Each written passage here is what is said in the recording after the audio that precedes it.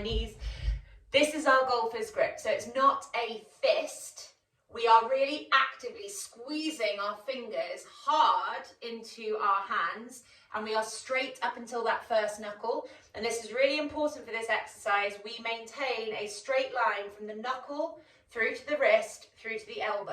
Your hands are going to want to do this. There's going to want to be bending at the wrists or floppiness through the hands.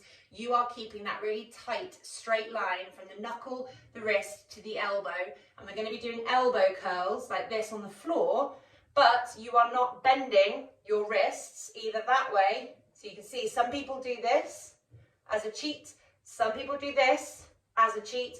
And some people just have very floppy hands that aren't really doing anything as a cheat. Think of it as a door. You're hinging at your shoulder.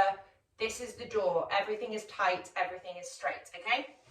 So on the floor, like this, as we were doing before, maintaining the squeeze out against the strap, fingers on temples, the thumbs actively point down towards your shoulders. You are gently bringing your arms back to the floor, not forcing it further than your body wants to go. If you can't get the backs of your arms on the floor, it's fine. Again, watching for the rib cage flare. The rib cage should not be reacting to this. This is a shoulder and arms exercise, not a spinal exercise, or directly not a spinal exercise anyway.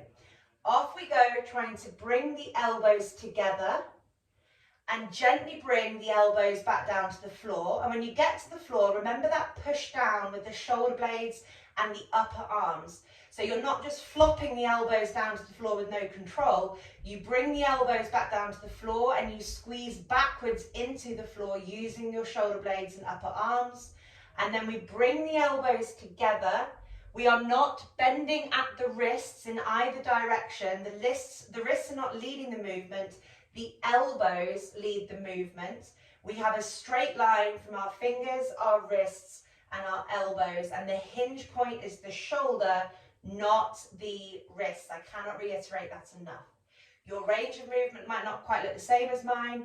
Go to your lowest common denominator. So work with the shoulder that moves the least well. Don't try and crank the stiff shoulder more open. Keep the more open shoulder working to the range of movement of the stiffer one to try and restore balance rather than just overly working that already slightly more open shoulder.